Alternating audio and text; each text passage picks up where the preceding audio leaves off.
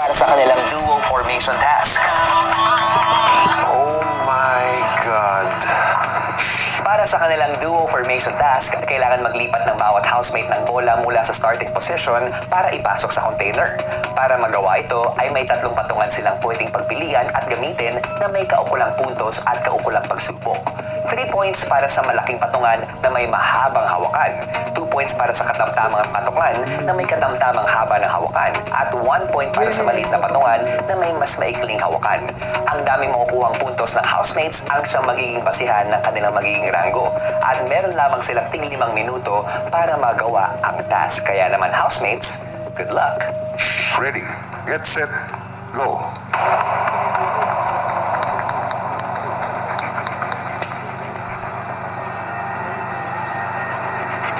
Siyempre, ito yung task yung magdidictate kung pang ilang posisyon ako makakapili ng partner. So, siyempre po, medyo kapado.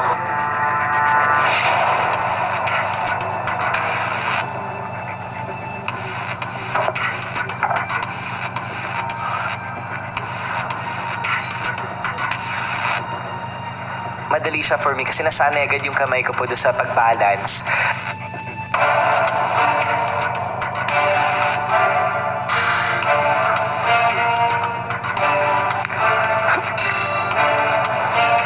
Like this, kuya.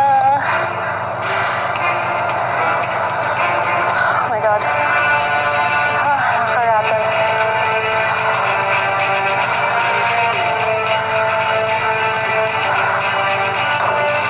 At ang iba, tila naunahan niya ng pressure at kaba. Balik, balik. Balancing, medyo pasmado po talaga kamay ko.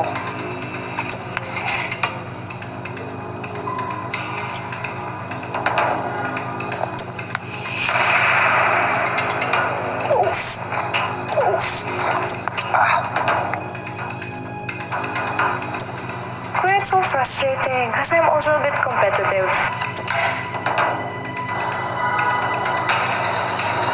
Ito po kasi yung unang task na ginawa namin as solo. Dito ko lang talaga mapapakita kung ano yung kakayanan ko.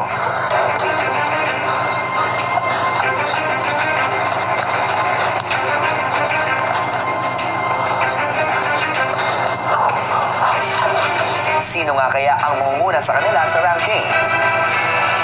Matapos humarap ng lahat sa task, ay itinipon sila ni Kuya sa living room. Housemates, natapos na ang inyong task. Malalaman na natin ang naging ranggo ninyo at kung sino ang may kapangyarihan na pumili ng kanyang magiging bagong kaduo. Ang mga mabubuong bagong duo ay pupunta ng garden para naman samahan ang house guest na si Michelle. Ang nakakuha ng rank 1 ay ikaw, Josh. Thank you, Win. That's my son. Yung discard ko po kanina, kuya, is to make sure that the balls stay still. Kailangan, yun nga, dahan-dahan, slowly but surely talaga, kuya. Hindi ko in-expect na mananalo ako, kuya. Rank 1?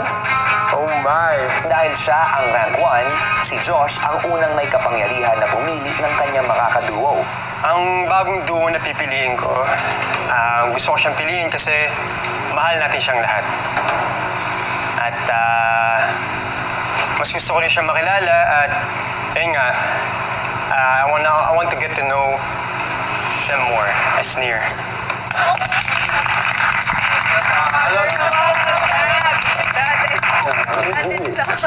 Ikaw ay rank 4.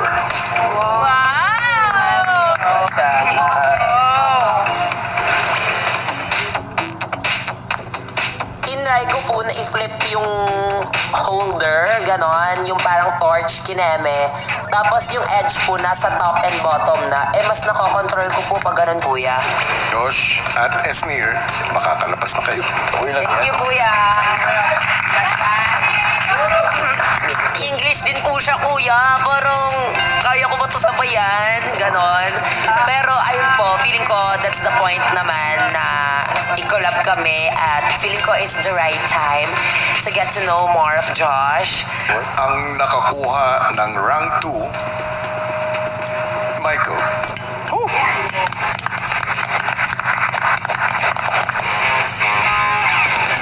Ang ayoko lang po mangyari is mahulog yung bola. So I made sure na mabilis ako papunta dun sa hahawakan yung may points. Tapos after po nun, steady lang ako dun sa may bola.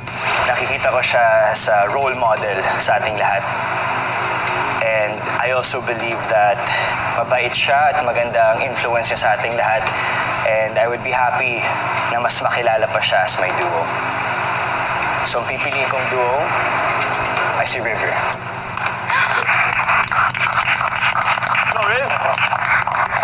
River, ikaw ay rank 9. Nagulat ako, kuya, pero sobrang happy na pinili niya ako and it's my chance to get closer to Michael. We were close na rin before, kuya, pero now I think we'll be a good duo. I think we'll be good leaders. Ang nakakuha ng rank 3, Dustin. Kinapa ko muna lahat, tapos nung nakapag-adjust na ako, yun, nakuha ko na po yung rhythm. Itong pipiliin ko, kuya, the first person that comes to mind is si Dustin po, kuya.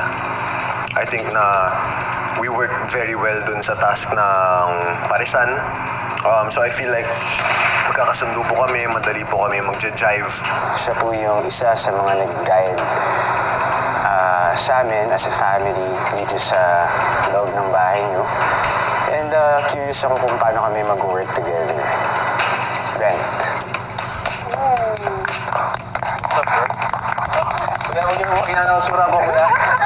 Brent, ikaw ay rank 10. Si Dustin po talaga, even before, nung kinoconsider po namin yung sa immunity, siya po talaga yung isa sa mga, para sa akin, deserving makakuha nun. So, nung ako yung pinili niya, laking bagay nun. Ang nakakuha ng rank 5 ay ikaw, Kira. Masasabi ko, iba talaga yung powers ng manifesting.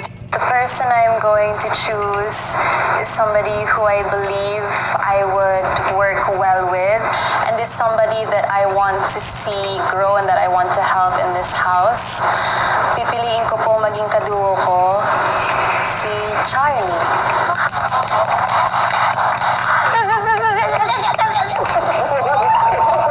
Ikaw ay rank 12.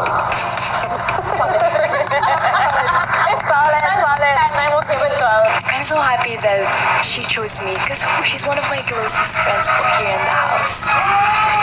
Pipiliin ko po tong housemate na to kasi grabe yung sipag niya. Walang naging complaints, kuya, sa buong task namin. Ang pipiliin ko po, Congratulations sa mga bago niyong duo.